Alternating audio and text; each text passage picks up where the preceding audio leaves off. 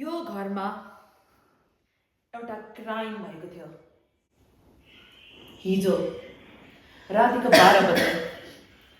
तपाईहरु अहिले नै भन्नुहुन्छ कि तपाईहरुलाई यो क्राइमको बारेमा के जानकारी थाहा छैन? रातिको 12 बजे? हजुर, थाहा छैन र हामीलाई त। 12 बजे। भन्नुहोस्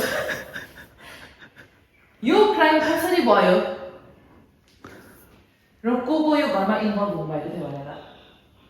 हामी थुप्रै थियौँ। थुप्रै? यहाँ 2 जना मात्रै बोलाइरहेको छु त। अरु को थियो? हाम्रो साथीहरू पनि बोलाएको थियो।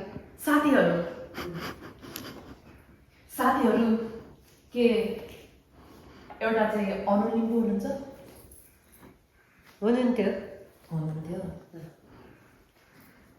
अरु को साथीहरू हुनुहुन्थ्यो? अर्को साथीहरू हुनुहुन्थ्यो। अब मेरो बोयफ्रेन्ड हुनुहुन्छ। बोयफ्रेन्ड? बोलाएको थियो। यसो ड्रिङ्कहरू पार्टी थियो, ड्रिङ्कहरू खाएको थियौँ अलिअलि।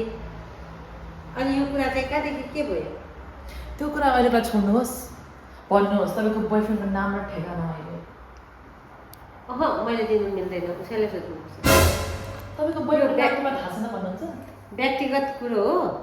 त्यसले गर्दाखेरि यो मैले उसको परिचय मैले दिनु मिल्दैन।